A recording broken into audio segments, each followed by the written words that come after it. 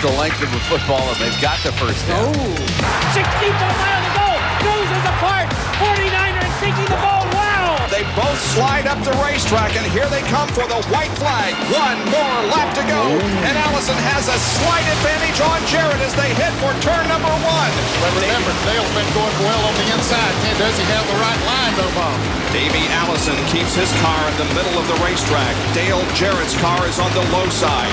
Off the 18 degrees of banking, they go down on 5 degrees of banking, and Dale Jarrett wiggles a little bit as they come out of the second corner. They bump, they touch, they rub, going down the backstretch, side by side, wheel to wheel. Who is it going to be in the Champions Spark Plug 400? Jarrett has the slight advantage as they go into the third and fourth corners. Davey Allison battles back on the outside. It's going to be a photo finish. They touch coming down through the triangle at the line. Who wins it? I believe Geoff got it.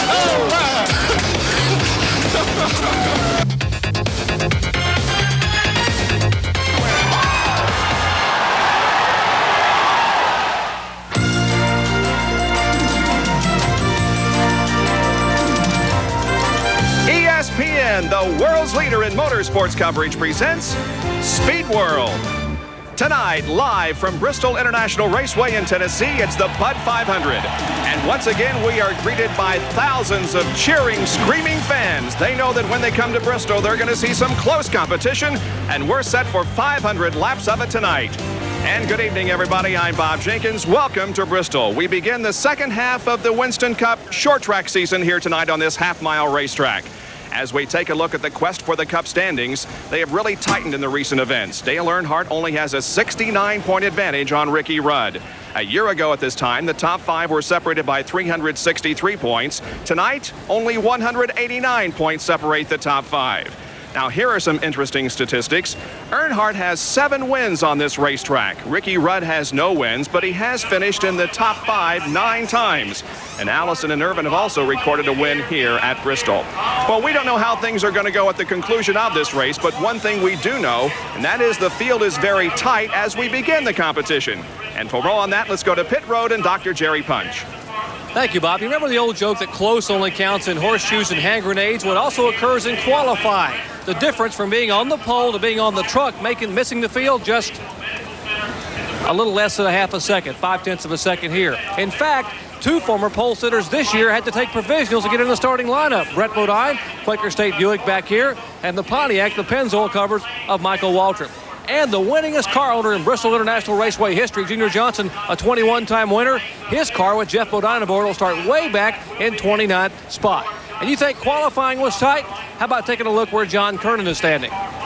Jerry, I'm standing between turns 1 and 2. As you can see, one groove has worked its way into this racetrack. Now, that means it's very important for these drivers to stay in that groove, because if they get out of it, they're going to either go to the back of the pack or they're going to wind up hitting the wall. Track position, very, very important tonight. Now let's go across the racetrack for the command to start the engines. Gentlemen down here to do it, and at this time we'd like to welcome back to the stage from Food Lion our honorary starter tonight, Mr. Tom Smith.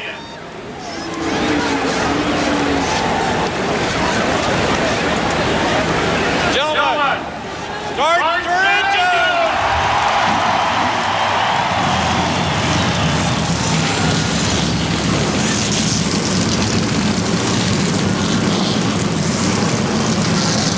The sound of 32 racing engines can lift the spirits of 60,000 people.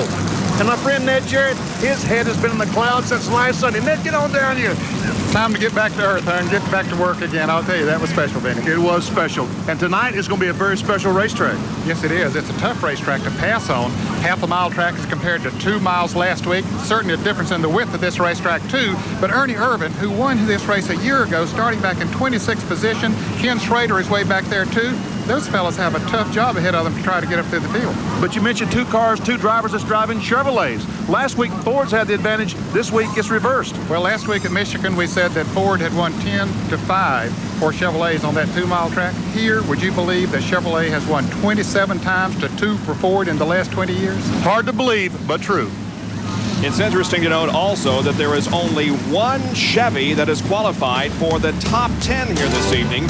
On the other hand, 5 Fords will begin from the top 10, and the pole sitter, Bill Elliott, of course, is driving one of those 4. The field begins to move away. Here is the starting lineup for tonight's Bud 500. The Sears Die-Hard starting lineup finds Bill Elliott on the pole, his first of the year, in the Coors Light Ford car number 9. Outside, row number 1, Rusty Wallace. In the Miller Genuine Draft Pontiac, he won here in April. The second row is Darrell Waltrip, 11 times a winner here at Bristol in the Western Auto Chevrolet number 17. And his best start ever, Chad Little, outside of row number 2 in the Bullseye Ford number 19. The third row, Alan Kulwicki in the Hooters Ford number 7, alongside Rookie of the Year candidate Bobby Hamilton in the Country Time Oldsmobile car number 68. Davey Allison starts inside row number 4. He's from Hueytown, Alabama, the Texaco Haviland Ford number 28, and Rick Mast in the Skoll Classic Oldsmobile car number 1. We take a look now at the rest of the starting lineup, and as you look through these, you will see what we referred to earlier tonight, that some of the top contenders in Winston Cup competition are back in the middle, if not the rear of the field. There's Dale Earnhardt starting from inside of row number 7. Rookie candidate Ted Musgrave is in row number 10. Ricky Rudd there in the 10th row. And the rest of the starting field, they will take 3 laps around this track for a warm-up, and then they'll be getting the green flag. The pace car leads them down the backstretch pits, and that is because the speed limit is 30 miles an hour on the pits here tonight. Now let's take a look at this racetrack they'll be competing on. It's 0.533 miles in length. The speed on the pole, 116.9, is time of 16.406 seconds. 500 laps is the length of our race tonight. And as Jerry indicated to you, the field is separated by less than a half second. Bristol International Raceway, there are pits on the front stretch and on the back stretch. Turn 2, a very important place to pass here at Bristol, and likewise coming out of turn number 4, you can pass. The banking, well, it's 36 degrees, the highest banks in all of Winston Cup racing in both turns 1 and 2 and 3 and 4. And the straightaway, the front stretch, banked at 16 degrees, and likewise the back stretch is banked at 16 degrees. Let's go to Jerry Punch quickly.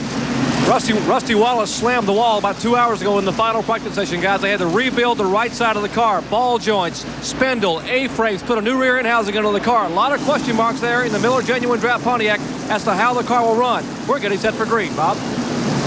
Yes, we are. The pace car comes off the banking. The crowd on its feet, cheering and waving as the field comes down, led by Bill Elliott. The green is out. The Bud 500 is on.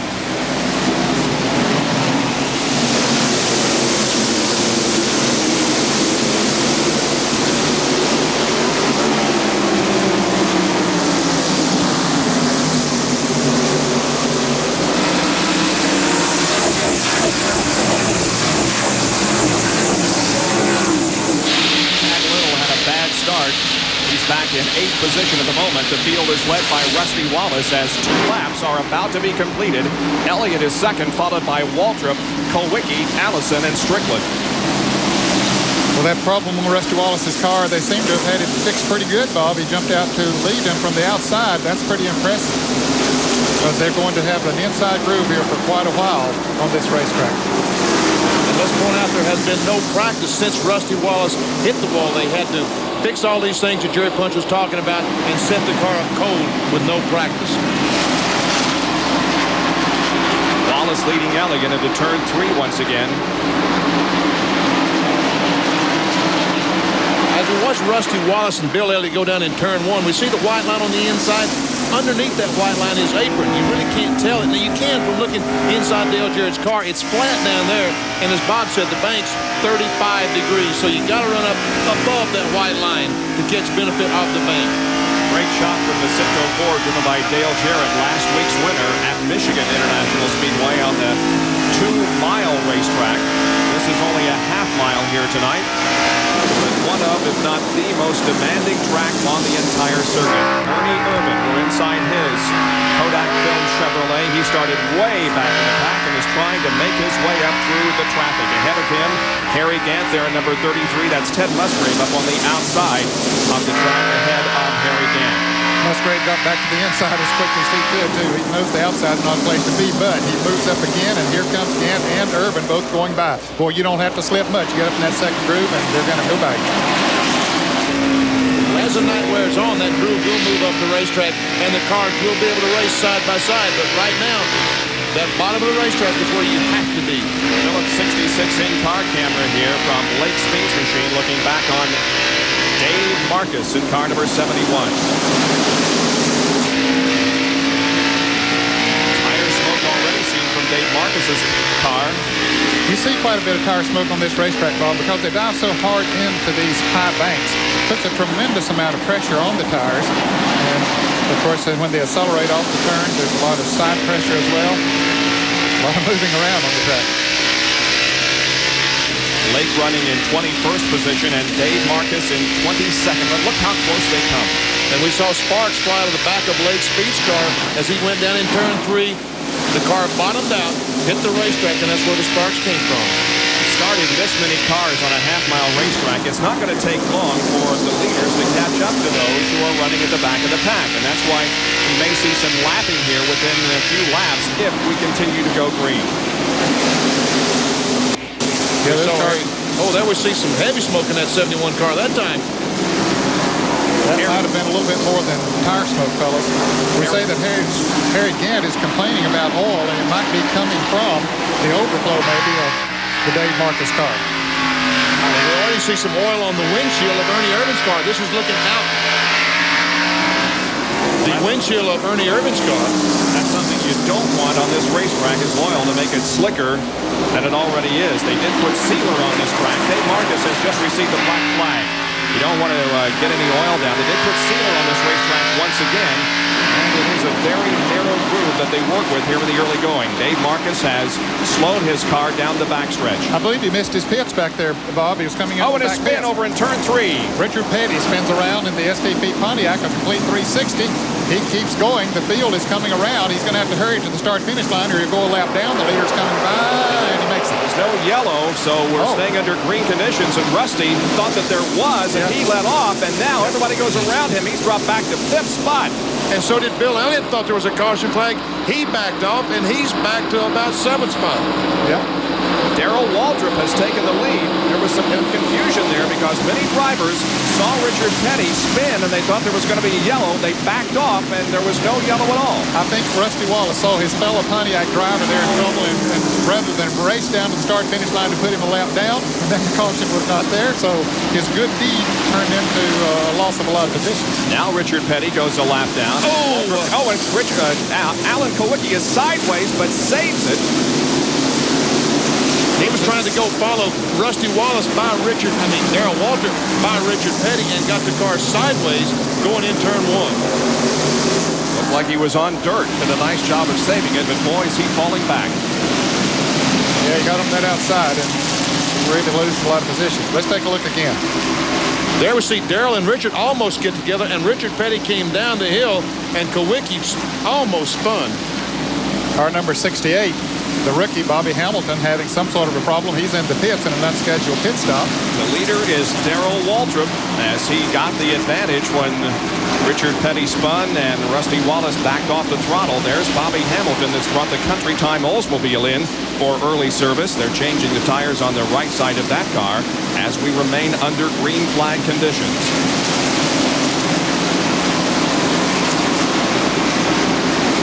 Boy, it's tough to make a green flag pit stop on this racetrack because they go around about 17 seconds and you lose a lot of time. We understand the Dave Marcus. We saw him, black flag went into pits, and it was a water leak instead of an oil leak.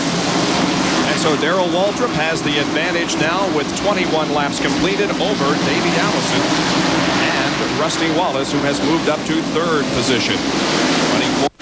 We're back at Bristol, and Rusty Wallace has spun in turn number 4. Just before that, Davey Allison got out of the groove and lost numerous places. But now Rusty Wallace is in the middle of the racetrack in 4. And that's not a fire that you see. That's just raw fuel in the exhaust that's burning. Please don't be alarmed that it's a fire. and Rusty Wallace had just taken the lead after Davey Allison went down in the corner and went up the racetrack, gave the lead to Rusty. He comes to the fourth corner and he crashes. Well, they might have got together over there a little bit. He could have cut a tire. Rusty might have cut the right rear tire. It caused him to get the wall here. Fellas, this is a break for Dale Earnhardt. He had just radioed in that he was coming in for a pit stop. Now he'll get to do it under caution. Now here is the Davey Allison situation that we mentioned. Look at his car head right for the wall in turn 1. Almost goes up and almost brushes the wall, almost loses control then, but he does save the car. He's back. And now Rusty Wallace's spin and crash up in turn 4. He apparently blew a tire. The car headed right for the wall, hit it real hard on the right side. Looks like that the right front tire, the air left the tire immediately, and when that happens, the car goes straight ahead. If you're in the corner, in the wall, Jerry Punch. That's exactly what happened, Benny. In fact, Rusty told the crew that a right front tire went down on the car. We just saw unscheduled stops by Ricky Rudd, Mark Martin, and Bill Elliott, and all three had right front tire problems. Now you see Davey Allison's Hamilton Ford in the pits. He was the car that came into contact. They have changed the left side tires now, and he is moving out. Rick Matthews gone, and Bobby Hiller is still getting work on his mellow yellow Pontiac. The back pit action heats up, and John Kernan is there. John? Jerry, Ernie Irvin has come in for a 4-tire change. They're also putting in 2 rounds of bite, and he has asked them to check the brakes because he's having to pump the brake pedal to get them to take effect and to work. The Kodak crew going to work on the left side now. Ernie's sitting, waiting. There goes Earnhardt by. There goes the lug nuts on tight. The last bit of gasoline is in, and Ernie is away.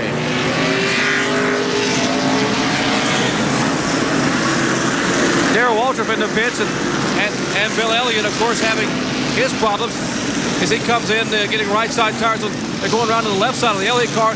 Now the Western Auto crew have changed the right side tires. They come around to the left side, and you will see it from turn 1 as they will try to peel out and head right toward our camera at the end of pit road.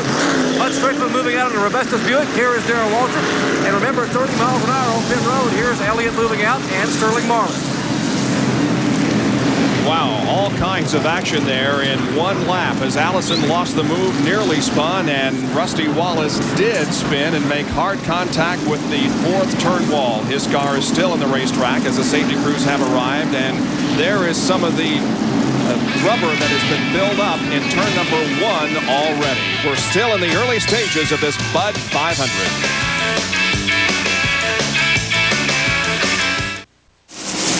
Jimmy Spencer has taken the lead here in the Budweiser 500 as he was able to get around Terry Labonte, and here is how he do it. This has been an impressive run here in the last few laps by Jimmy Spencer.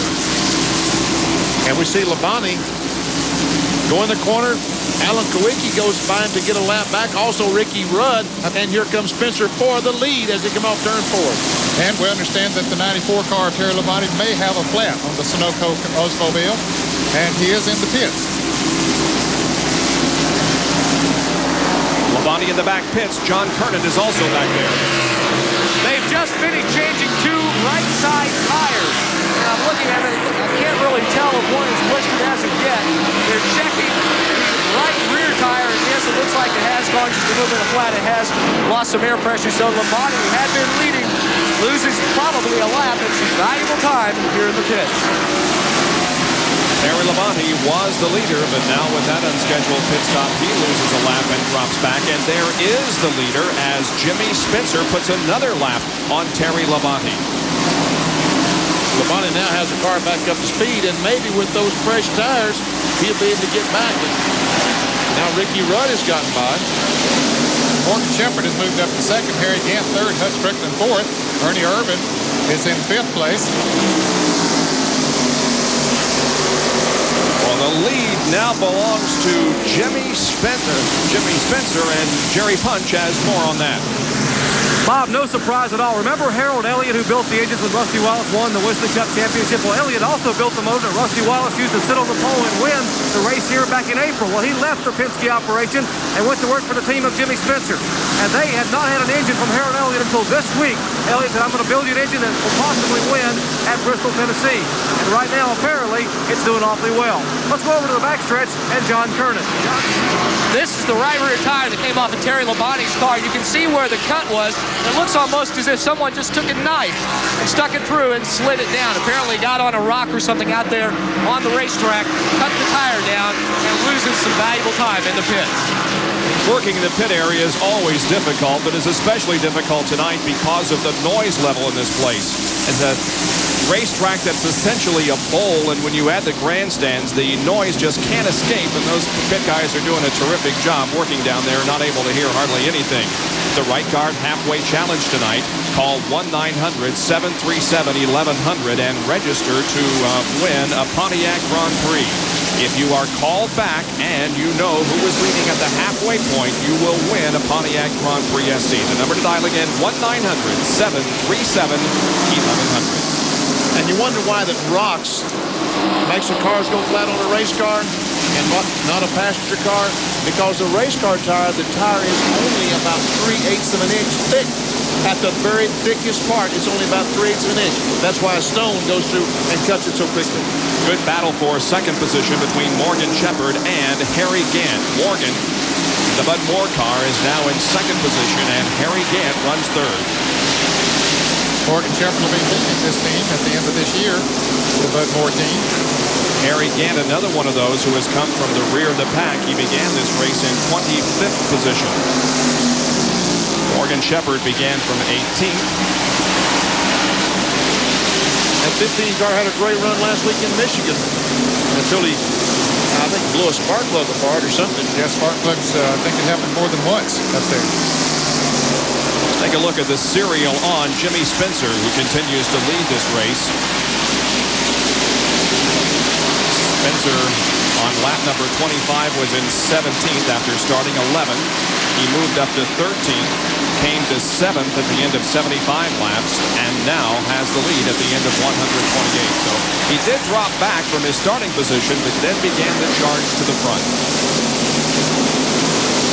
If you watch this, the Winston Cup race here in April, when we're here for the Valladale 500, that Jimmy Spencer's car was awfully strong. And Harry Gant has closed up on the back of Morgan Shepherd. This, once again, is for second spot. The red 15 is Morgan Shepherd. He has it. The green 33, he wants it.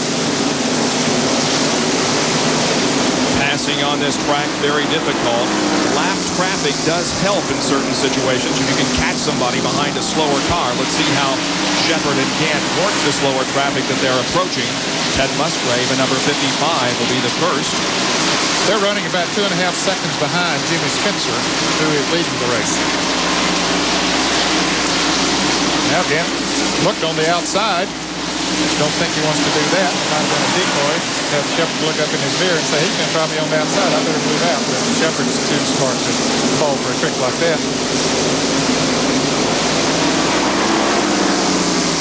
I mentioned that Morgan Shepherd ran well last Sunday in Michigan. So did Harry Gant. As a matter of fact, that late caution flag with just about 12 laps to go, I thought Harry Gant was in good shape to win the race.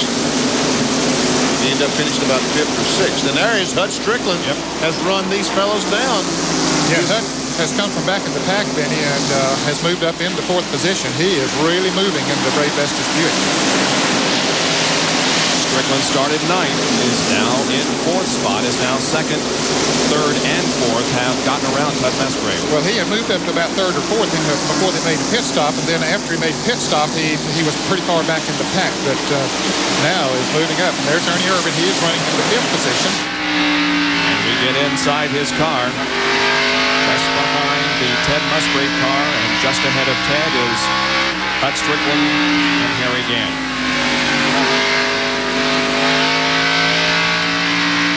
On and off the accelerator. Listen to him lift now, going into 1. And Musgrave gets very loose going into the turn. Back end gets loose. He is able to hold it. Benny, if that had been radial tires on that car, he might not have been able to save that. He probably wouldn't have. And that blue car on the inside is Dave Marcus, who's had trouble all night long. Once again, is slow in the racetrack. Ernie pulls up on the back of Big Triple. Back up front, it continues to be the 98 car of Jimmy Spencer leading this race. He's trying to become the second first-time winner in a row. Now, of course, last week, Dale Jarrett won for the first time. And think back, if you will, when was the last time we had 2 consecutive first-time winners? Think about it while Jerry Punch reports from the pits. Guys, Jimmy Spencer's crew's been doing some calculating. They just told him on the radio a minute ago, if this thing stays green for about 50 more laps, up to around lap 190, he could possibly lap the field. and Jimmy didn't say anything back. He's busy right now, but they are awfully pleased with the way that car's running here in the Food City pit. He is very busy lapping slower traffic out there. 2 cars ahead of him have the track blocked at the moment. Jimmy Spencer now puts a lap on Chad Little. The last time we had 2 first-time winners in a row. Have any idea, Benny? Not a clue.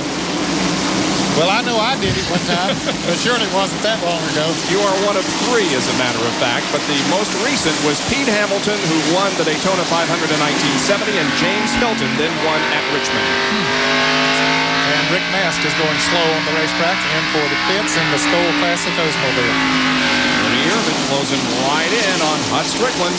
And we saw Ernie put his hand up. That was to tell Carolyn Marlin, look, I'm not going in the corner like I normally do. So, hey, hit the brakes. Don't run in the back of me because we have some traffic up here that I've got to slow down for. 2nd, 3rd, 4th, 5th, and 6th running nose to tail. And not far behind is 7th and 8th, Dale Jarrett and Davey Allison. Great racing here at Bristol. As usual, Jimmy Spencer leads this race. We have completed 143 laps out of 500, and we'll be back in just a moment.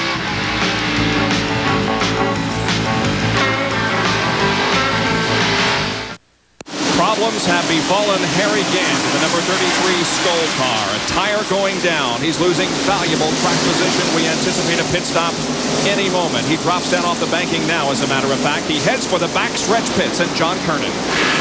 Harry just makes his entrance onto pit road, coming very slowly. They think the tire on one of the tires on the right side is going down, so Andy Petrie and the crew will go to work. They had kept him out for just a few laps after feeling the vibration and had a spotter check it out to see if he could tell if the tire was going down. They finally decided to bring it in before they blow it. Right sides only, and Harry is down and away, but he's lost a lot of time here in the pits. It was only a 12-second pit stop, but he lost a lot in terms of the racetrack. Now, 2nd position. That's 2nd, 3rd, and 4th. The 15 red, Morgan Shepherd. The blue 12. Ricky Rudd coming in for an unscheduled pit stop. Now this is 2nd position they're fighting for. Morgan Shepherd is 2nd. Hut Strickland is 3rd, and Ernie Irvin is 4th. As Ricky Rudd comes in for an unscheduled pit stop, a change of right side tires on the Tide Chevrolet. Jerry Punch reports from Rudd's pit. Once again, a tire problem for some of the cars. We saw Rick Mast come in a minute ago. He had a right front tire going down. Rudd develops a vibration, and once again, you cannot take a chance here at the high banks of Bristol. They have changed right side tires, now changed left side, and Rudd will head back to turn 1. And now Morgan Shepherd has a problem, and he relinquishes 2nd place and more as he slows the motorcraft forward. Yeah, I think he has a tire maybe going down as well. Shepherd had run up there in 2nd place for a long time, but boy, now he's in front of some traffic coming heavy on him. But he'll head to the pits on the backstretch this time around. He couldn't get in there the last time. He was too high on the racetrack, but this is going to really cost him. We see some sparks flying out from under the car. I don't know if it might be something more serious than a flat tire. We'll have to wait and see as he goes slow down pit road. Once again, 30 miles per hour down pit road. He's down to Bud Moore and the crew.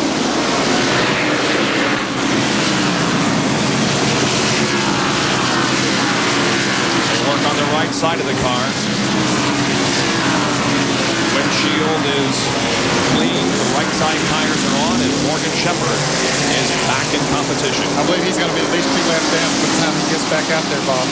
Look at this Spencer. Yeah. He is really in a bunch of heavy traffic. He has been behind Kulwicki for the last several laps trying to get by Kulwicki, but Kulwicki wants to save that lap, not anxious to let him go by. Here it was a couple of laps ago, and watch Kulwicki try desperately to stay on the lead lap. Look at this. He's pushing him across the line. He just letting him know he's back there, and I think he got the message loud and clear. Once again, bumping down in turn 1 and 2. Well, Geoff Bodine has brought the Budweiser Ford in for a scheduled pit stop on the backstretch. How about it, John Kernan? To get better track position, they had decided to stay out the last caution period. So Junior Johnson, Tim Brewer, Masters strategist, will bring Geoff in now for a 4-tire change. That work is already done, and Geoff moves away. This was, I want to reiterate, a scheduled stop for Bodine. Yeah, since he didn't stop under the caution, he has gone about 160 laps, so they can go about that far on the tank of fuel here. Jimmy Jimmy Spencer continuing to hammer on Alan Kulwicki. And also Kulwicki hammering on the back of Lake Speed, trying to get under Lake Speed.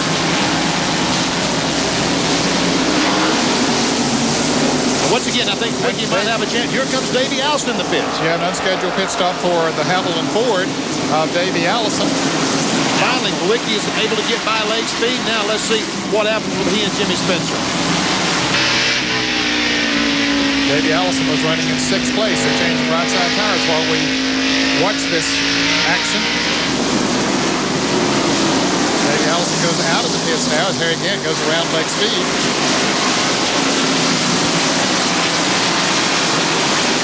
There is Dale Earnhardt, our Winston Cup points leader, who finds himself running in 13th position, a lap down.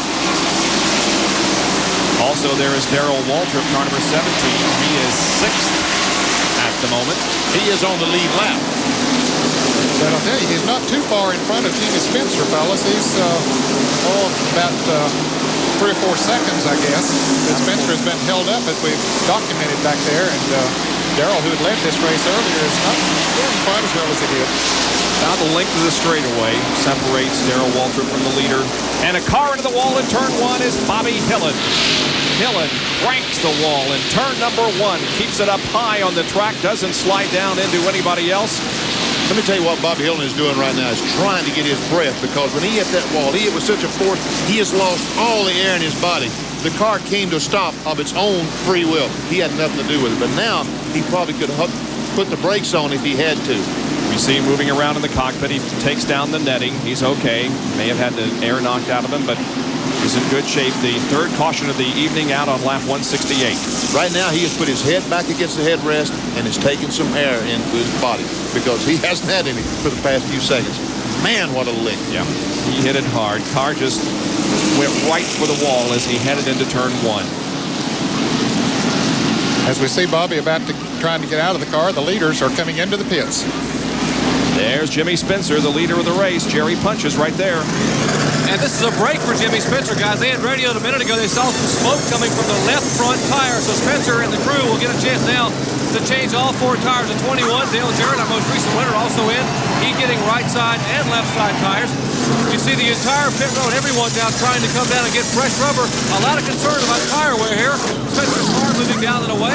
And likewise, they're putting left side tires now on the 21 car of Dale Jarrett, as serviced all up and down pit road for fresh tires.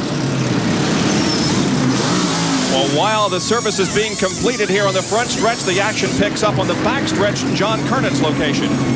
Ernie Irvin has pulled the Kodak Chevrolet into the pits. Tony Glover and the crew have gone to work. Right sides are already gone. This will be a 4-tire change, taking advantage of the caution period. Pit for fuel and 4 tires. Ernie sitting in the car, waiting. Left side lug nuts going on. They're pulling away part of the right front fender. Kenny Schrader, talk about a break. He just radioed into Richard Broom just a few laps ago. Said, I think I've got a right side tire going flat. I may have to come in and pit. Well, now he gets a chance to come in under caution and pit for 4 fresh tires, and he is away. So several drivers were benefited by this caution flag that was brought out by Bobby Hillin's encounter with turn number 1. Goes in the corner, coming through the corner. We can see him going in the corner, and all of a sudden loses air in the right front tire. The car just won't turn. He goes straight in the wall. And I'm telling you, folks, right now, Bobby Hillin is saying, please let me breathe one more time. He's okay. He's already out of the car. The rescue squad at the backstretch. They will lift his car off the racetrack, and we'll get back to more action in just a moment from Bristol, Tennessee. The cars have just taken the green flag and are now in turn number 2. Jimmy Spencer has again jumped out in the lead. Here comes Hut Strickland, however. There are 9 cars, and Geoff Bodine spins in turn number 4. Is he going to collect anyone? Not yet. Well, Hut Strickland is almost spinning and finally does down the front straightaway. Hut just couldn't get his car straight after trying to dodge Geoff Bodine, I guess. I think he and Bodine got together over in a corner, and Hut got the car sideways and came all the way to the front straightaway before he finally lost control and spun. And there we see Geoff Bodine going in the pits to try to figure out what's going on. Now here is the restart, and you'll notice that there is contact between Spencer on the outside and Bodine on the inside as they take the green. Oh, Spencer almost gets turned sideways as they take the green. Now here comes Hut Strickland. He's running second. Bodine laps down. And then they go down to turn 3. This is what happened in turn 3. Bodine and Strickland gets together. Strickland goes up, almost hits the wall up there. Bodine does go around. Meanwhile, Strickland, as you can see, he's starting to spin as he goes out the picture. And you notice Sterling Marlin, who got caught up in the smoke, just stopped. And here is what happens when you hit the brakes. Well, you get nailed by somebody from behind, as Terry Labonte did on Dave Marcus there. And Geoff Bodine has taken the Budweiser Ford behind the wall. He did make some contact with the right front of that car, but I thought the car was almost stopped. We see him trying to jerk the fender off, and Bodine already is taking his helmet off, has the window net down. I wonder if he might have torn a gear out or a broken axle or something of that nature in that spin, Vinny. No, he's taking the helmet off. Although he drove it back there, so it wouldn't be a gear. I thought he was taking the helmet off. I guess he was not. He's crawling out of the car. Probably disconnecting the radio and is crawling out of the car. Here's a real-time replay of the crash from Dale Jarrett's perspective. This is Dale was in fourth place when the race restarted.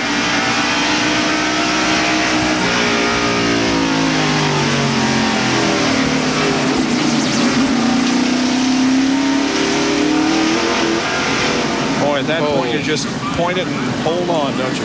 Thank goodness Hut Strickland did come back across the racetrack and was able to stop that car, because if he'd come back across the racetrack, he would have been directly in front of Dale Jarrett. Well, many drivers are complaining about the condition of the racetrack. And there has been some breakup of the surface on the speedway down in turns number 1 and 2 that has resulted in many cut tires here this evening. What's happening is, as the racetrack tears up, it creates small stones, small pebbles, and when these cars go across those pebbles, they puncture a tire. And now from Ernie Irvin's perspective in the Kodak car.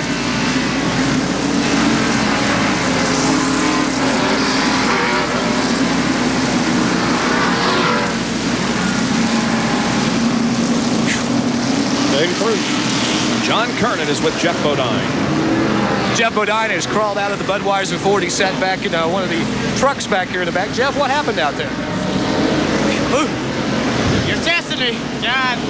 This is a tough time to be talking to a guy like me that just got in a wreck with the circumstances we're working under. This is work to us, and all us guys, we're trying to work the best we can. And I hope the Lord's with me, because I don't want to say anything I shouldn't say. I just got bumped up in turn 2 and got a little sideways. I was a couple laps down, but I was trying to get that lap back, and going down this corner, got bumped again, and I guess twice for the charm, maybe 3 or 4 times. I got bumped quite a bit, and I just got turned around and it slid up into the wall. It really hit the wall pretty hard with the right front, but we were running all that bad. We were running all that good. We tried to take a chance. We didn't pin on that first yellow. We stayed out. They got us up front, but it didn't work. Our tires wore out. Thank you, Geoff. Geoff, of course, saying it was pretty tough to climb out of the car and answer the questions, but we're back to racing. Good composure there by Geoff Bodine as the green comes out once again, and we're back to racing. And Jimmy Spencer could not get his car started on the restart. Seems to be up to speed now as he is directly in front of Davey Allison. But look how far Ricky Rudd jumped out in front of him. Rudd, of course, a couple of laps down. Yeah, he is now 2 laps down. He was 3, but has gotten back 1 of them at the moment. Phillips 66 in-car camera looking at Dale Jarrett. And Dale Jarrett, meanwhile, is looking at the 98 car, the leader of the race. Of course, between Dale Jarrett and the leader is Davey Allison, who is a lap down because of an unscheduled pit stop.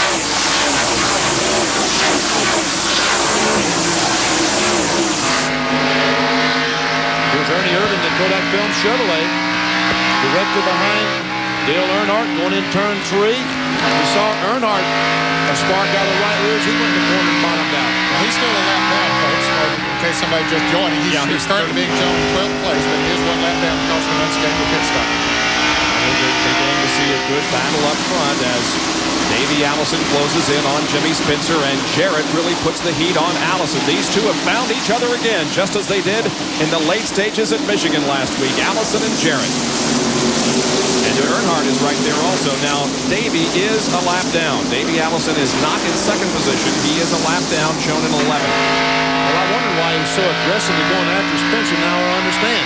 He is a lap down. Desperately needs to get in front of that number 98. The red Chevrolet, and Spencer goes a little bit high.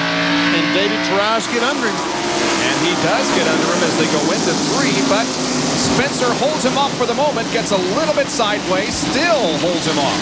Wow. Every inch here is so important. Every inch is critical around the racetrack. As Rusty Wallace has finally repaired that Miller Junior Draft Pontiac, he goes back on the racetrack. He cracked the wall hard in the early stages of the race, but repairs have been made, and Rusty Wallace goes back in competition. Wonder why he would go back 100 laps down, or how many laps he has spent in the pits. Winston Cup points, because he may go out and run the next 300 laps and beat 1 or 2 cars. About 130 or so laps down, didn't he? Wallace, 8th in the point standings. As a matter of fact, is 134 laps down to the field.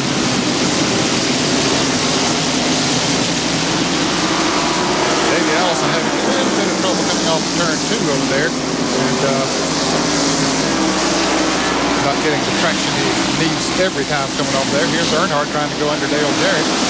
Earnhardt knows he's got to get by Jarrett, and then Allison, and then Spencer to get back in the lead lap. Here's Morgan Shepherd moving through the field once again. Morgan is 2 laps down after an unscheduled pit stop.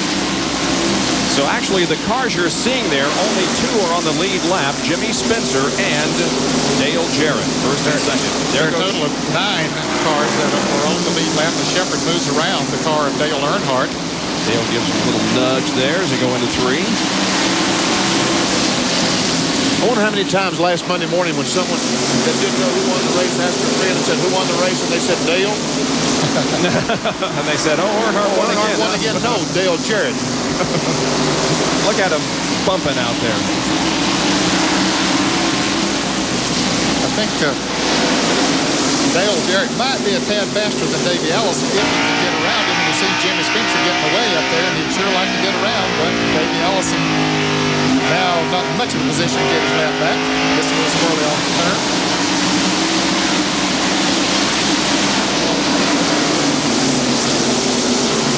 And there is your leader, Jimmy Spencer, who is looking for win number 1 in Winston Cup competition. We'll be back with more live coverage in just a moment of the Bud 500.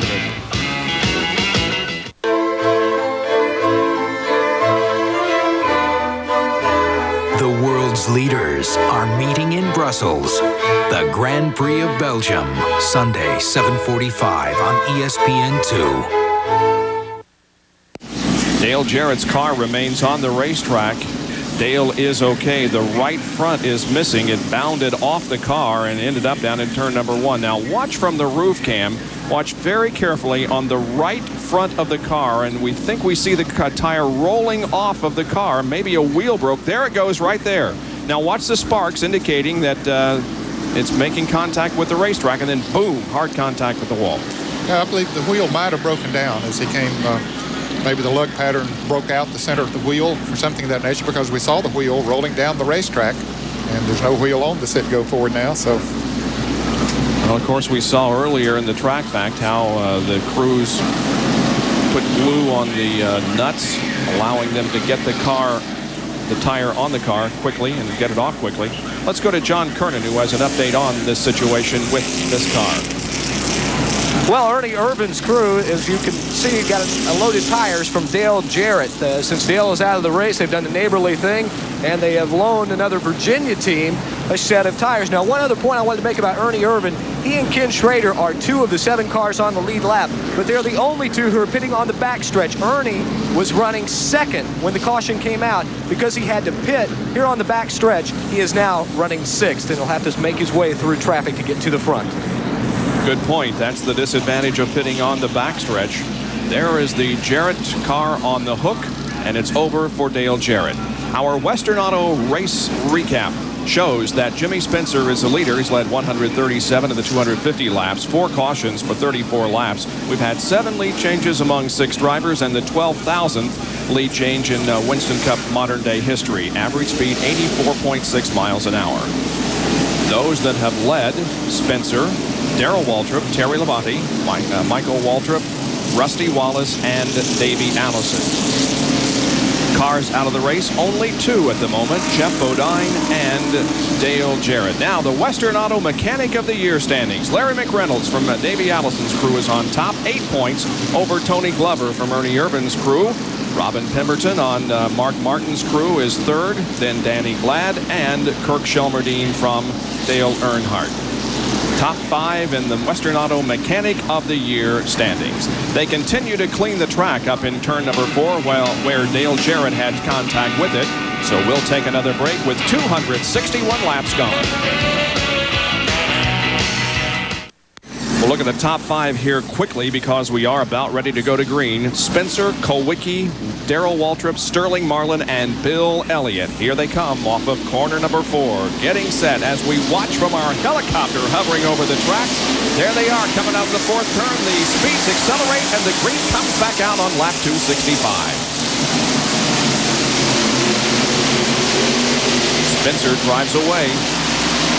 Alan Kulwicki is 2nd with the 5th car. They're in line now. And here comes Hut Strickland passing him on the inside. Oh, Hut's almost out of shape. He is out of shape. And several cars involved. Ernie Irvin hit him pretty hard. But Hut is really the only one that suffered major damage. Earnhardt's trying to get a lap back as he come back to the flag. Will it pass Spencer? No. It's close, but he did not do it. Hut Strickland crashes here on the main straightaway and brings out another caution. John Kernan. Well, the Kodak crew is pushing the car back behind the wall. You can see a lot of front end damage from where he made contact. They have busted the radiator, broken the radiator, so they're going to have to pull it behind the wall and change the radiator and get Ernie back out in a few laps. But I shouldn't say a few laps. It's going to be a lot of laps before they can get this car fixed and back out on the racetrack. Ernie hit Hut pretty good just at the end of the crash. Let's look at it again. We see Hut on the inside. He tries to go on the inside of Mark Martin. Martin doesn't know he's there. Hut goes down, hits the apron, and gets the car out of shape. Almost saves it, but I thought Sterling hit him, but he didn't. He hits the wall, and here comes Ernie, and they meet head on.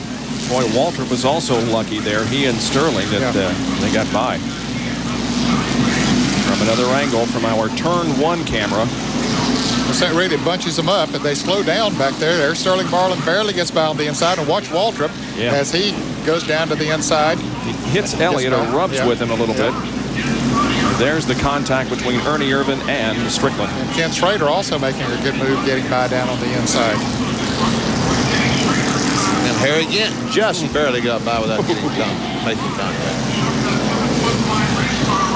Heavy front end damage on the Rebestos Buick that performed so well here tonight, as Doyle Ford has the yellow flag out for the 6th time tonight, and Tony Glover and the crew are busy at work back there on Ernie Irvin's car. Here it is, real time from Ernie's in-car camera.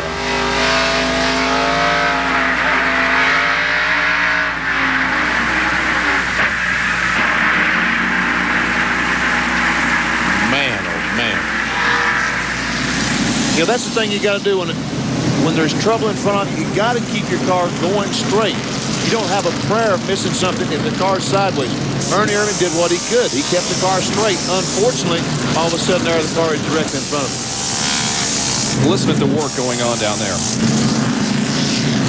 That's an air chisel you see in here.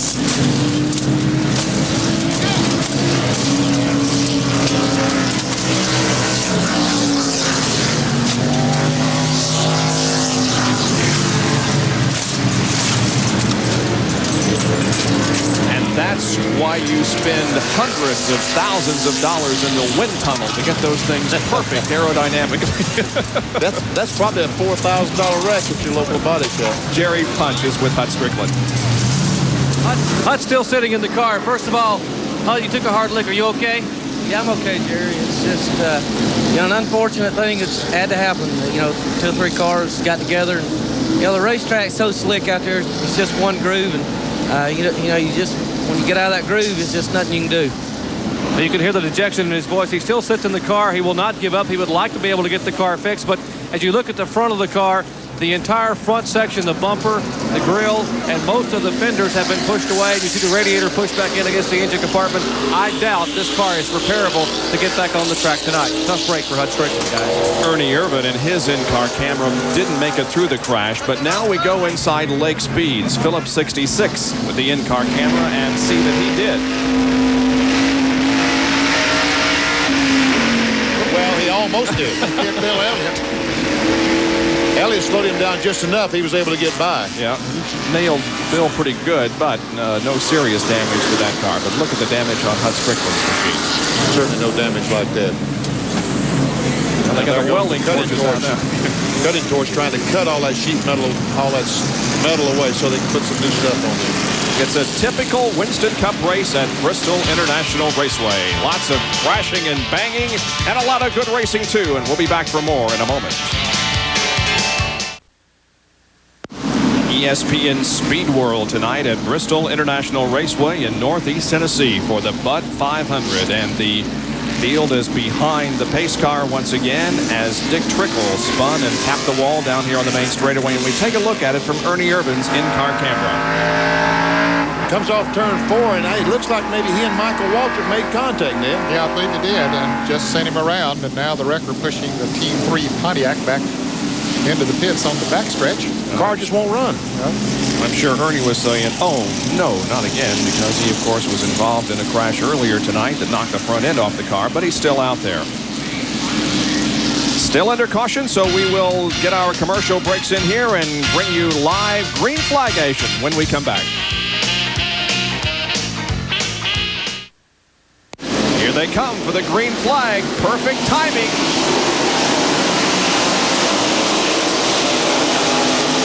Sterling Marlin leads the race.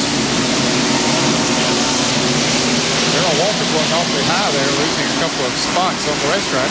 He's second. Darrell really going high again. Darrell has a flat tire, it looks like. He's off the pace. Well, his plan was good, Ned. Yep. He figured and he figures, but he didn't figure on a flat tire. It's like the left front may be down. Meanwhile, Marlin now leads. Second place is Alan Kulwicki. Third is Jimmy Spencer. Fourth, Ken Schrader. And then Waltrip. Those cars on the lead lap.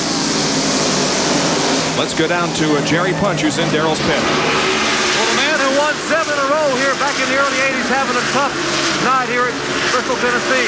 A right side tire going down, and they are going to hold him also 15 seconds in the pits for too fast on pit road. And now he is able to go, but the leader is now coming off turn 4, and he will lose another lap here on pit road, gentlemen. I should put him 2 laps down, Jerry. Tough break for Darrell Waltrip. Sterling Marlin had that fiery crash here at Bristol in April, but now is in the lead and could pull off his first Winston Cup victory here tonight. Jimmy Spencer has led most of this race looking for his first Winston Cup win, and now Sterling Marlin is in the top spot looking for win number 1. Geoff Plyler of Roanoke Rapids, North Carolina, is probably a little bit happy right now. Why is that? Well, he was watching ESPN and knew that Jimmy Spencer was leading at the halfway point, and they called him, and he won a Pontiac Grand Prix SE. I bet he's happy as well. Congratulations. Roanoke Rapids over on I-95 in North Carolina. 34-year-old Geoff Plyler, congratulations in the White Guard Halfway Challenge, and all of us here at ESPN are watching. Bobby Hamilton got a little squirrely coming off the second corner. Hey, calling the move is Mark Martin moving around Harry Gant there. Mark made up one of his laps on that last caution. Would like to move up and what's he, 4 laps down now? 2 laps down. He's in 5th position. 2 laps down. Okay. So he'd like to move around Sterling Marlin and make up that 1 more lap that he's down. He's 2 laps behind right now.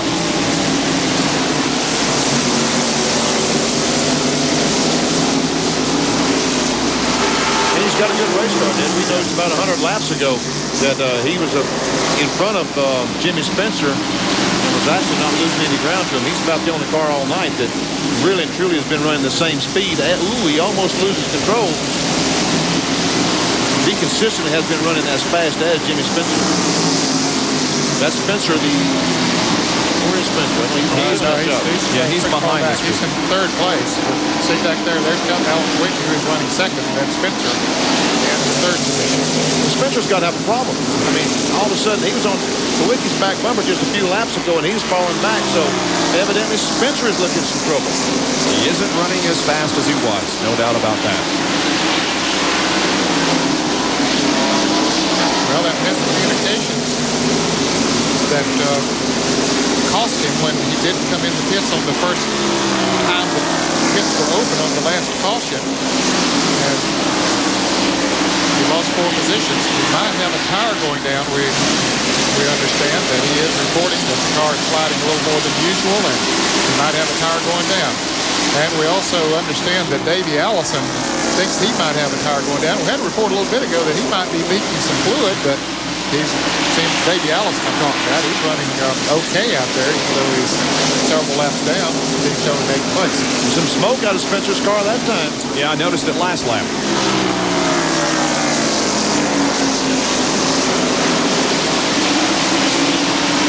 Didn't see any smoke this time, but let's watch it as we go in turn 1. Looks like it's coming out of the left rear. I don't know if it's tires rubbing the quarter final, exactly what it is. Benny, we have, you know, when he and Mark Martin got into it, it's been a while now. Spencer led the race quite a bit after that, but he did hit the wall, and he thinks that his rear end might have been bent on the car. And it might be bent enough to be getting a little rubbing there. Yeah, he might have pushed the rear end housing over against that left rear quarter panel, and that's what the smoke we see is. Here comes Darrell Waltrip. Since going in for a tire change, Waltrip has been very quick, but he is 2 laps down. Still got those yellow wheels on. Yep. His brother Michael don't need any tires. He's not running very fast out there. So he's trying to make up laps. He wrecked early in the race. Michael is 29th, about 148 laps behind. So he won't win tonight. Is that what you're saying? Chances are he will not. That's correct. Now, if everybody else will quit now, he could. Just not enough laps. Jimmy Spencer's best career finish was 3rd. That came earlier this year at North Wilkesboro. They're the cars that are out of the race. Most of them because of crashes or as the result of crashes. Nobody has been injured here tonight. Despite the fact that we've had 8 caution periods. And here the 6-car Mark Martin is still trying to get that lap back. He was on the back bumper of Sterling Marlin just a couple of laps ago. Now Marlin has a big advantage, 1 car length. Big advantage, right? They don't look so big to Sterling when he looks in the rearview mirror. Second place car, Alan Kulwicki, has caught this group. This group of 6 were running by themselves, and now Kulwicki has caught them. He's running pretty good. You see some damage on the Hooters Ford. Damage on just about every car out there. As a matter of fact, when Sterling Marlin was leading the race, and I said that a moment ago, I didn't notice, but the grill's been knocked out of the leader's car, 22. Caution, Rick Mast into the wall. Going slowly down the back. And Martin trying to get his lap back. Here's Mark Martin. He slides up around Sterling Marlin. He does. That's only 1, though, of the 2 that he needs to get back on the lead lap. So and Jimmy Spencer is slow. Jimmy Spencer is slow coming off turn 4. And the pits are closed. He can't come in. The pits are closed. Well, he's coming in anyway. Yep, he drives right under the flag that is being displayed by the crewman down there. The NASCAR official had no choice. Well, the car is shut off, and they just radioed that the throttle linkage broke. And there's smoke pouring from it inside the car. He said he had no accelerator pedal at all, and apparently he shut it off to make sure that he wouldn't over-rev it. And apparently they are going to bring the car back around behind pit wall. The leaders make their way on the pit road. The 7 and 22 here pitting in front of Jimmy Spencer, and they will get right side tires and now left side tires from the Maxwell House Ford of Sterling Marlin. The same Likewise, being done to Alan Kulwicki's Hooters Ford. So both of the Ford cars getting 4 tires. Meanwhile, Jimmy Spencer's Food City Chevrolet has the hood up. He sits in the car, and it has been a good afternoon, a good evening for Spencer, but apparently they're having their difficulties now. They're working in the area of the throttle linkage where it hooks the left side of the carburetor. Now, let's listen to what they're doing.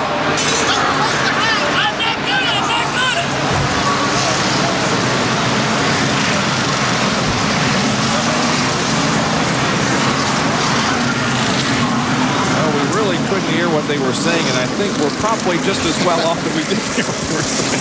Because there's nothing cool under that. Everyone's burning their fingers trying to work on that car. Kenny Schrader comes in. Now he goes out. And here is Rick Mast's crash, the reason that we are under caution. This is for a camera in turn 2. Once again, it looks like that the right front tire lost air, and Richard Petty makes contact as Mast comes off the wall. Tagged him just a tad. Well, that thing headed right for the wall again as probably a tire went down on the Rick Mast car. There he is, though. He's out of the car, and Rick is okay. Back in a moment.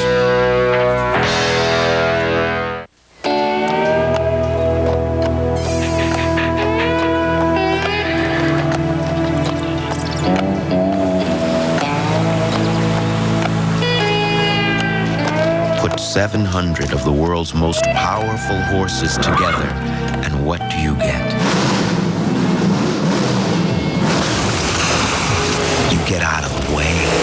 The Budweiser Ken Schrader stock car. See you at the races. I understand that Davey Allison might have a head gasket blown on the Hamilton Ford. We saw that smoke coming from it a little bit ago. Hope that race will get over with quick so we can get in our annual ESPN golf tournament tomorrow down at Roan Valley Golf Course at Mountain City, Tennessee. Unfortunately, I won't be able to join you, but have a good time. Or fortunately, yes. Yeah, or we've seen you play golf before, Bob. You wouldn't want me there, I'll tell you.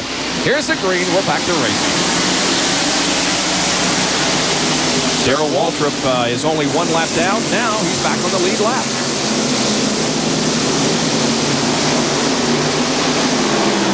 That's the leader. Alan Kulwicki in the orange and white 7-22.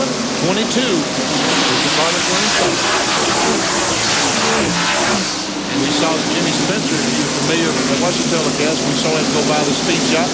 He's back in the race. They fixed that accelerator. Well, he's some 6 laps behind, being shown in 14th position. Sterling Marlin staying within 2-3 car lengths of the leader, Alan Kulwicki. Ken Schrader is 3rd, followed by Mark Martin, who's a lap down, and Ricky Rudd, who's a lap down. Only 3 cars on the lead lap. Bob, I think Darrell Waltrip is still 1 more lap down. He was 2 laps down. Okay. Has gotten 1 of those back now, at least as long as he stays out in front of Alan Kulwicki. There is Davey Allison, who has returned to the racetrack. We'll get an update on his situation from Jerry Punch. Well, Davey's certainly not running up to speed, and they will probably be bringing him back down pit road momentarily. They apparently have either a blown head gasket or a crack in the block. They have gone to get some liquid glass, which they used as a sealer, and they now are black flagging Davey Allison. They have posted his number and will wave the black flag as he goes by to bring him on the pit road, thinking he may be losing some fluid or some water on the track, as Allison does show some smoke going into turn 1. What a break for Davey Allison. Well, I tell you, that racetrack is slicking up without getting some extra fluid on the track. And look at the smoke now beginning to boil a little bit heavier as he heads into the pits. Alan Kulwicki from Greenfield, Wisconsin is the leader of the race. Looking for his first win of 1991. His best finish has been a 2nd at Pocono. Their 2nd place, Sterling Marlin. That's the interval between the two. Alan stretches out the lead a little bit. Currently, the 3rd place car is Kenny Schrader. Kenny has not been up there battling for the lead tonight, but he has stayed in the lead lap all night. He's just been out there circling this racetrack, running a good, smart race, and as a result finds himself 1 of 3 cars in the lead lap. Here's a 6-car Mark Martin and the 5 of Ricky Rudd. This is for position. They are both a lap down, but they are battling for the 4th spot. Dale Earnhardt is back in 8th spot, so they both can pick up a few points on Earnhardt. Though we see Earnhardt behind Rudd, but he is in 8th place, a lap down to Rudd and Martin. While we watch that, Alan Kulwicki moves around Darrell Waltrip and puts Waltrip 2 laps down once again. There they are, out of the 2nd turn. See him on the left of your screen. Kulwicki has also run a very smart race here tonight. He got a lap down early in the race when he had a flat tire, an unscheduled stop, but worked hard and got it back. There we see Mark Martin on the inside of Morgan Shepherd trying to get by. He makes it by. Here comes Rudd. Tell you what, the floodgates are open when you get on the outside. There's Bobby Hillin down on the road inside the track. Darrell Waltrip coming back in the pits. Hillin, after crashing earlier, back out on the track. And Darrell Waltrip coming in for an unscheduled pit stop. Maybe another flat tire. We'll see. Waltrip brings the Western Auto Chevy to a halt. We'll see if they replace those yellow rims with some other ones. Here comes the leader. And that's 3 laps he'll be down. He's already down 2. Waltrip down on the jacks, and now off he goes again. Rims aren't yellow, they're black. They're still yellow on the left side, so we only changed 2 tires. Kulwicki just went around Bobby Hillin. You talk about being laps down. Hillin is 222 laps behind. 222. But he could probably place in front of the 11 car if he does finish the rest of the race. Because Geoff Bodine, I don't think they're trying to fix the car to get that car back in the event. It was a right front that went down on Darrell Waltrip's car. That's the reason he came in for a pit stop and went another lap down. The leader is Alan Kulwicki. And we'll be back with more of the Bud 500 after this. At Bristol, we have just gone back to green. Alan Kulwicki continues to lead. There's the 22 car of Sterling Marlin. That is second position. And running with him, Dale Earnhardt and Jimmy Spencer. Right now up front, ahead of Kulwicki is Ricky Rudd, getting a lap back. Now there's the 9 car of Bill Elliott, and he looks like he's ready to go back into action. He's been behind the wall quite a while, but after hitting the wall, after a right rear tire went flat on him. I guess they decided to dispense of the hood. Ricky Rudd got the jump on Alan Kulwicki on the start a little bit ago. Kulwicki looks like a little bit faster, but can't get by Rudd. Rudd is back on the lead lap. Boy, there's some real hot action right here as Mark Martin right behind the car number 98 of Jimmy Spencer. Now smoke coming from Jimmy Spencer's car quite a bit that time, but he's still running hard. It looked like engine smoke that time. It sure did. I don't know. It might be tire smoke. Blue smoke there. Spencer is 12th after leading most of the laps here tonight. Broke a throttle linkage. 98 car may be laying down some fluid out there. It might be. Because Darrell Waltrip going high back there behind him, and he's probably trying to avoid. He thinks he's putting down some oil, trying to go high above it. But laps are still running good, though. Yeah, more speed around the racetrack. Less than 100 laps to go now in this 500 lapper. Up front, Alan Kulwicki is putting that lap back on Ricky Rudd. Rudd couldn't get the caution he needed.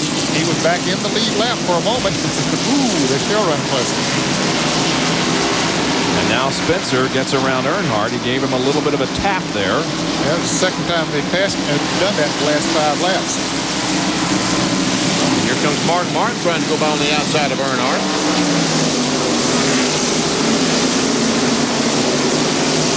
He's able to get by. There's Morgan Shepherd and Darrell Waltrip. All these fellas going by that Goodwrench Chevrolet. Earnhardt is 6th on the field. Well, let's watch the little love tap that Jimmy gave Dale. Yeah, up on the outside just a little bit. And now the 5 and the 7 have been exchanging paint. Ooh, we see Kulwicki working on that steering wheel, trying to keep that car going straight. Now, Sterling Marlin has cost them that set of tires that came in and put on. Now he moves around Ricky Rudd, so he has nothing but a little bit of daylight between he and the car number 7. Car number 8 having a problem is Bobby Labonte in relief of Rick Wilson. Slow down the backstretch, now into turn 3. And he heads down pit road, and it doesn't look like the car's under power. He was in the top 10, as a matter of fact, was 9th, so not a bad run for Bobby Labonte here, but he stops in the Snickers pit now, and we'll get tires on the right side. Apparently a flat for him. I guess the car engine was running. Sterling Marlin beginning to close in on Alan Kulwicki, our leader.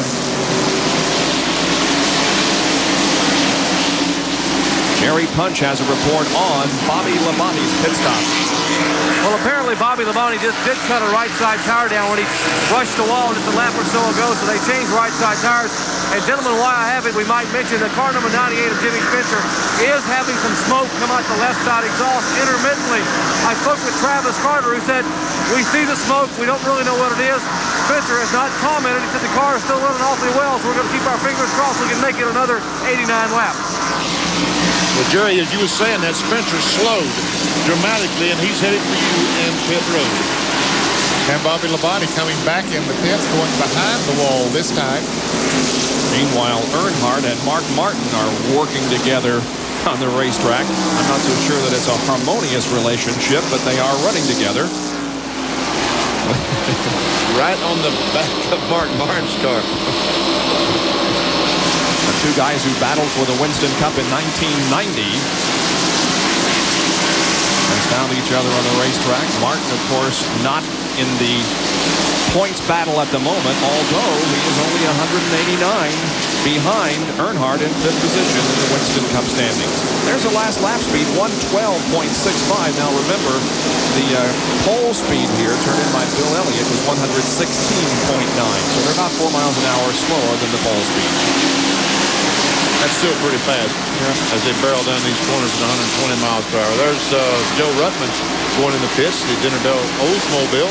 Alan Kulwicki now beginning to pull away a little bit from Sterling Marlin. Marlin had closed in, but Alan opening it up a little bit. I bet Kulwicki's sitting there praying, please, for the caution flag. Let's just keep everything going. Let's get this race over with. Go to victory lane. Of course, it's a week too late for Alan Kulwicki. He was on the pole last week in Michigan. Could have picked up the win with probably $150,000. It would have been worth. Wrong week. Dale Earnhardt slowed again going into turn 1. Don't know if he just moved down and let Morgan Shepherd and Darrell Waltrip go by. I think that's what happened. There's Waltrip and Morgan Shepherd. Shepherd is 7th and Waltrip is 8th, but they're not on the same lap. Right, the lap separates them. Gary Punch has a report on a never-say-die attitude being shown here tonight. Guys, you got to give a call to the Snickers crew behind me. Pete Wright, the crew chief, Kenny Wilson. Now, Bobby Labonte is in the car, and they cut a right front tire and tagged the wall. You see, the tire is actually towed out. It should be pointing straight ahead. Instead, it's turned out, and they have brought the car behind the wall. They will make an adjustment and try to get young Bobby Labonte back out. They're not going to say die, guys. These guys are going to race before the night's over. Well, we've seen that many, many times tonight. We saw it from the Kodak crew as Ernie Irvin was involved in a crash, but they did a lot of cutting and sawing and getting repairs made, and Ernie is back out there on the track, and he is in 20th position. And there's the 30 car of Michael Waltrip, also in that same situation. Many, many laps down, but still out there trying to move up as many positions as possible, allowing them to gain the Winston Cup points. And there's Hut Strickland. You see the nose has gone off the 12 car. Well, he and the 4 met head on, and both they're riding around with no front ends on either of the cars. And another one in that category. Hey, Bill Elliott's got those yellow rims on. He's borrowing from maybe Michael too, huh? He probably borrowed some from Darrell, some used tires. And the 42 car, we told you, 222 laps behind is Bobby Hill. That car hit hard enough to be destroyed. Yeah, I was concerned about Bobby's health, but sure as in the world, he's back on the racetrack, 31st.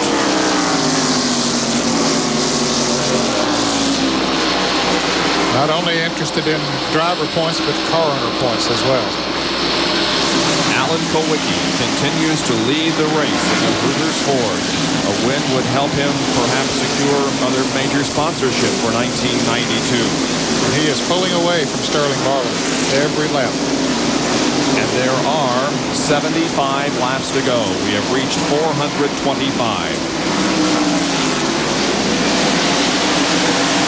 Dan, I hear that, I realize this is off the subject. We're not seeing it on the screen, but I hear that Geoff Bodine may drive for Bud Moore in the 15 car next year. That rumor was pretty heavy in the pits today, and that Morgan Shepherd might go to the 21 car of the Wood brothers. There's Darrell Waltrip still working hard, still trying to move toward the front, still trying to get back on the lead lap that would get him back in contention. And there is the interval between Darrell and the leader. Darrell is 3 laps down. Back in a moment.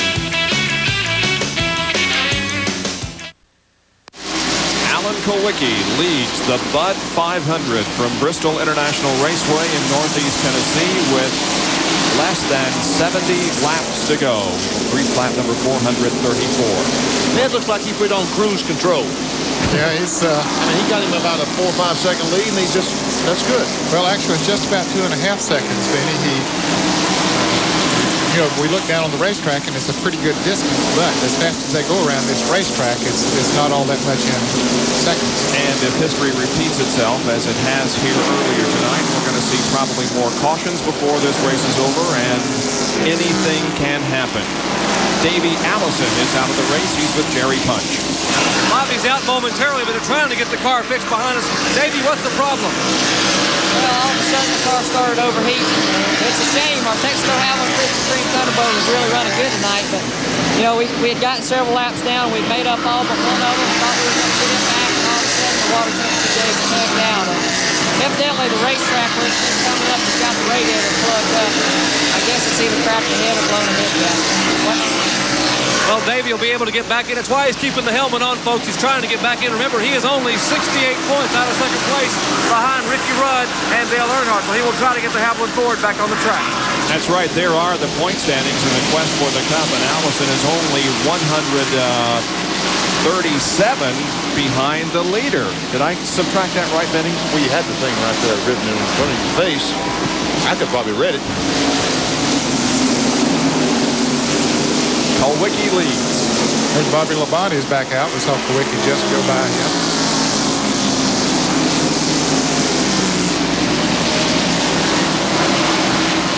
Ted Musgrave in the number 55 car is still out there. Let's see, where is his 16th? About 11 laps behind, but Ted Musgrave is still out there battling for the Rookie of the Year honors. And you can see that he only has a 3-point advantage on Bobby Hamilton in the rookie points. Wally Dallenbach is 3rd in the standings.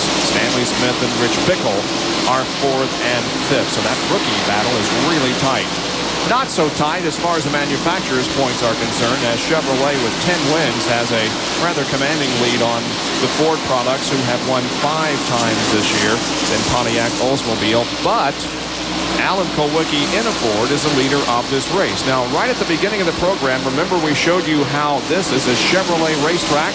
You guys talked about how Chevy has dominated this racetrack in the past few years, but a Ford is leading tonight. Ford's running 1-2, as a matter of fact. And here is Bobby Hamilton. We saw a graphic just a moment ago. He's 2nd in the rookie point standings behind Ted Musgrave. And right now, he is 1 position ahead of Musgrave on the racetrack, so he could gain on Musgrave's lead. Now, rookie points are accumulated only as a guide to the final vote that is taken by a panel. So just because you win the Rookie of the Year point standings doesn't automatically give you the Rookie of the Year title, but that's the way it's worked out for most of the years. Bobby Hamilton, car number 68, 15th position.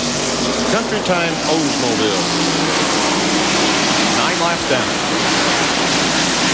There's the Phillips 66 in-car camera riding alongside Lake Speed, who is 12th in the serial scoring tonight. It's Ernie Irvin in the Kodak film, the Chevrolet directly in front of Lake as he comes off the corner and goes into the light.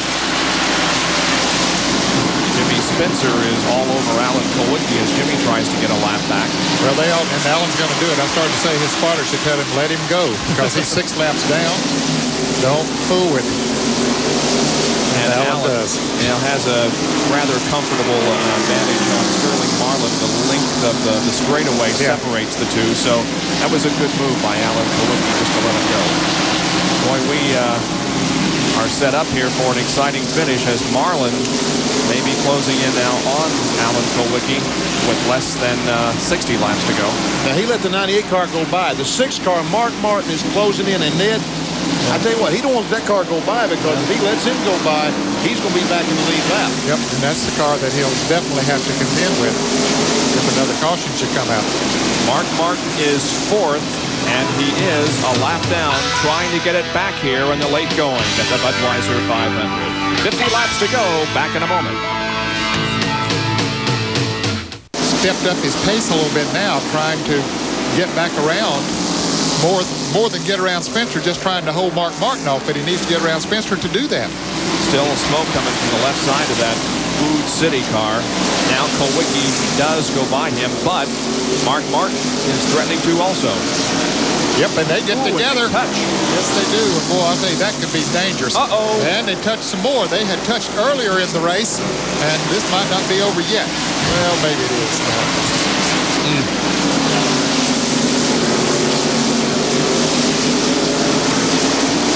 Darrell Waltrip, the third car there, as he also tries to go to the inside of Jimmy Spencer, and Spencer is going to get the black flag. Yes, he is. Spencer's been black flagged because of his actions on the racetrack in that little skirmish with Mark Martin.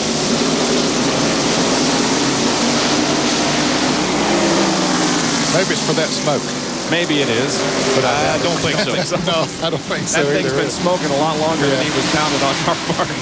And that time Doyle Ford pointed the finger at him and said, "You, that's the one that we're talking about." Now, they'll stop scoring him if they give him the black flag consistently, and he doesn't heed it, but he's going to. Spencer drops down to the apron of the racetrack and comes in. Little penalty box action here. Yep, that's for sure. His is the first pit up toward turn number 4. Just a stop and go. But boy, stop and go means a lot of track position. Well, he was already 8 laps down, but he still was being shown in 13th position. There's Kulwicki. Cruising to victory here tonight. I started to say Spencer was going to come out right where he was, but he came out a little bit behind Mark Martin. Now here is the little meeting that Jimmy and Mark had on the track. They go up. Mark comes off the corner, goes up the racetrack, and they touch. Right. And then Spencer goes in and says, "Hey, I didn't appreciate you hitting me like that." And NASCAR, unfortunately for Jimmy Spencer, are seeing the same pictures we're seeing. I think it was that second little one that got him. Yeah, Spencer didn't do anything wrong coming off the second turn over there when they were going down the backstretch. More on this from Jerry Punch. Hey, and guys, in football, that would be 15 yards. Unnecessary roughness, but that's what they call it here in racing. They brought him in for a stop-and-go penalty, and really, it didn't make him a happy camper at all. You saw him leave the pit. Now Mark Martin moves over and lets Darrell Waltrip go by on the outside. Let's see, Waltrip is 3 laps down. Yep, in 8th position. And, Ned, we talked about Darrell Waltrip earlier. Right now, he has a car capable of winning the race. But he didn't figure on the flat tires, and he's 3 laps down. There are only 3 cars on the lead lap. The leader, Alan Kulwicki, second place, Sterling Marlin, and third place, Ken Schrader. And right behind the 6th car that just went out of your picture is the 98 car, Jimmy Spencer. There he is. Right back on the racetrack where he was before he was pulled into the pits. He won't do anything. He won't mess with you now. Alan Kulwicki has a 7-second lead right now over Sterling Marlin, who is in 2nd place. 31 laps to go. And we see Kulwicki just move over and tell Darrell Waltrip to go by. Now, does he want Martin to go by? I don't think he does, but maybe he moved down too much. No. Yeah, he's trying to race with Martin. Because Martin, if he gets back up there, as we've said before, he would be back in the lead lap. And if a caution should come out, that's another car that he'd have to race. And it'd be another fast car, too, because Martin has already made up at least 2 laps tonight. I'm impressed with Kulwicki's spotter. He's keeping him abreast of exactly what's going on with those cars around him. Checking the interval between 1st and 2nd. Here comes Sterling. Boom, 6.3. Yeah, it was 7 by my stopwatch a few laps ago, but that traffic or the move over that Alan did to let Darrell Waltrip go by let Sterling pick up about 3/4 of a second. We'll try it again. Yeah, about the same. Maybe a tick of a watch for separation. This is Alan Kulwicki's 12th start here at Bristol. His best finish was back in 1989. At this race, he finished second. His best finish this year was at Richmond on the short track, where he finished fifth in only the second race of the year. He didn't have much luck here in the spring at Bristol. He finished 26th.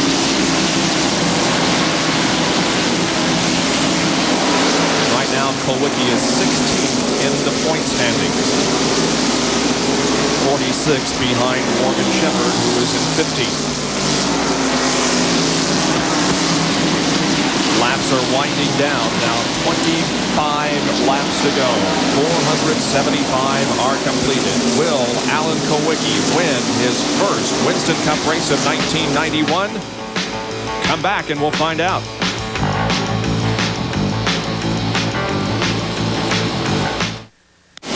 Alan Kulwicki, car number 7, the Hooters Ford, is leading the Bud 500 with 19 laps to go. And the rookies have found each other on the racetrack, Bobby Hamilton and Tud Musgrave. Only 3 points separate them in the Rookie of the Year point standings. They are right together on the racetrack. But they're 2 laps apart as far as scoring is concerned. As Kulwicki goes by the Michael Waltrip car. Here's a field summary. Watch for your favorite driver to see where he is in the serial scoring. Again, there are only 3 cars that are on the lead lap, and we are only 17 laps away from the checkered flag. Seen Richard Petty in 12th spot. He was in the top 10 a few minutes ago, but has dropped back to 12th. Bobby Labonte is substituting for Rick Wilson, who is suffering from some stomach flu. Bill Elliott was the pole sitter tonight, running 22nd. Several of these cars were involved in crashes earlier in the evening, but several have rejoined the race. Rusty Wallace finishes last in this event. Now the Western Auto Mechanic of the race is Danny Glad. Here's Jerry Punch. And they're all smiles down here. Danny, congratulations on being named Western Auto Mechanic of the race.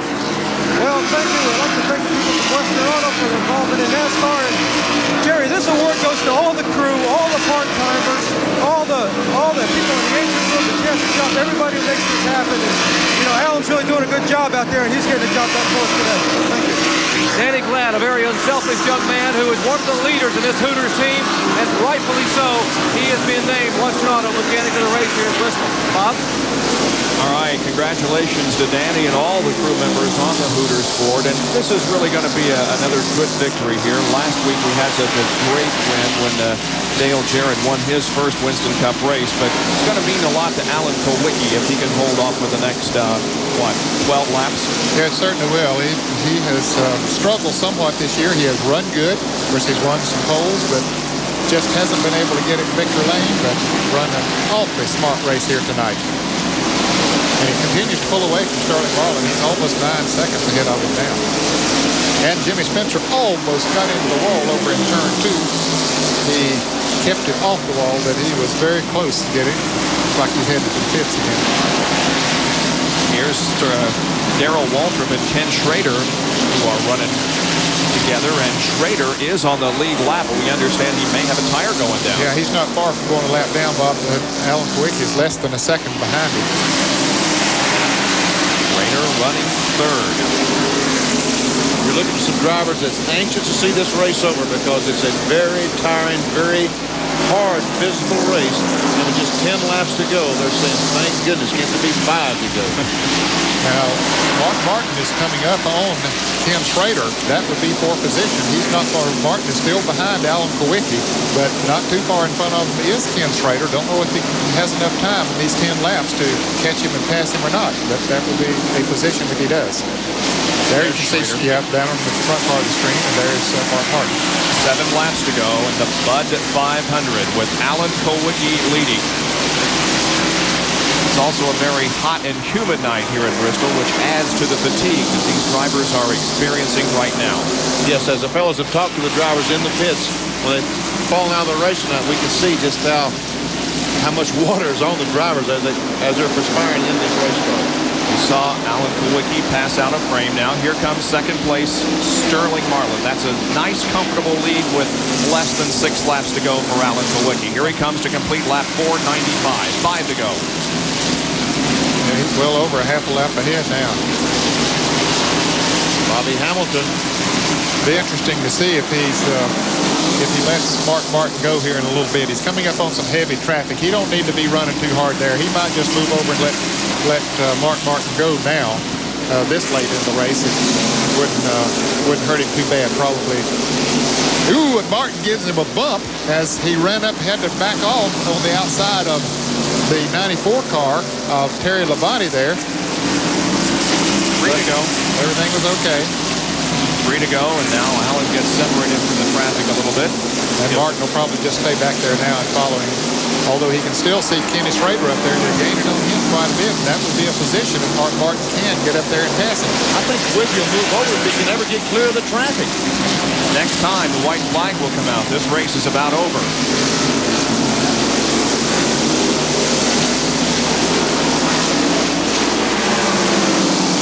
Doyle Ford has the white flag in hand.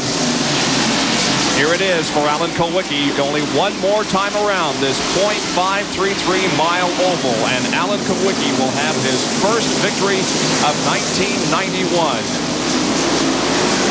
Here he is in the third and fourth turns now. He has survived the Bristol high banks, and Alan Kulwicki wins the Bud 500. And the Hooters crew goes crazy out on pit road. A great win for this team and a great win for Alan. Here's John Kernan. Well, we're trying to catch up with a very happy Paul Andrews. He's congratulating a lot of people. A lot of people coming up. It's been a long time coming for these guys. Boy, it's a great day. I tell you, we come from 2 laps down. The guys done a great job. Alan done a great job driving the car. We're so happy to be in victory lane. We can't wait to get there. The Hooters down at Lou Ford ran all day long. Like I said, the guys done a great job. We needed this win. We needed it real bad. We're just happy to be here. All right, congratulations, Paul. Head on over to victory lane. Alan Kulwicki wins the Bud 500 here at Bristol. We'll be back to talk with him after this.